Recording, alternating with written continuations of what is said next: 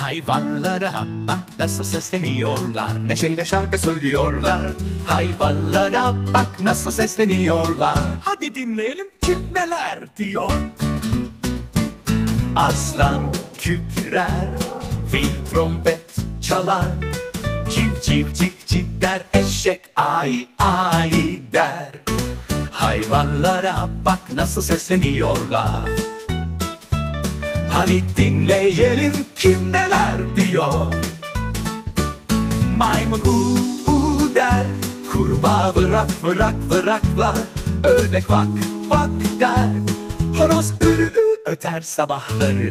Hayvanlara bak nasıl sesleniyorlar.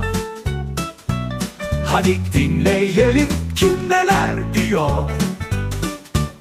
Hindi gluk gluk der, kedi miyav miyav miyavlar.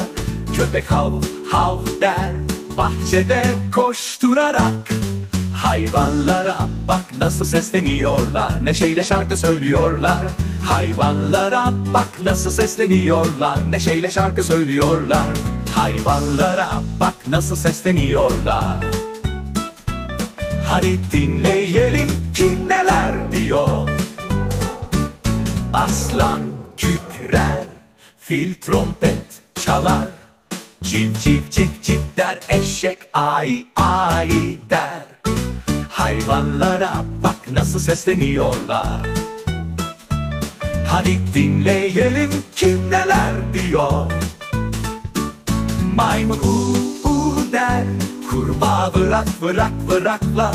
Ördek vak vak der, horoz ürü öter sabahları.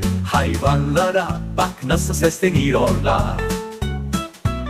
Hadi dinleyelim kim neler diyor.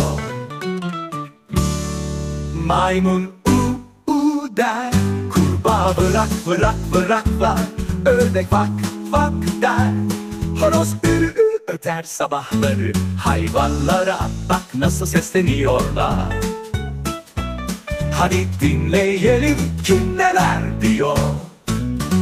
Hindi gluk gluk gluk der, kedi miyav miyav miyavlar.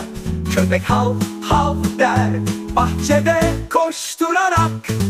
Hayvanlara bak nasıl sesleniyorlar, neşeyle şarkı söylüyorlar. Neşeyle şarkı söylüyorlar.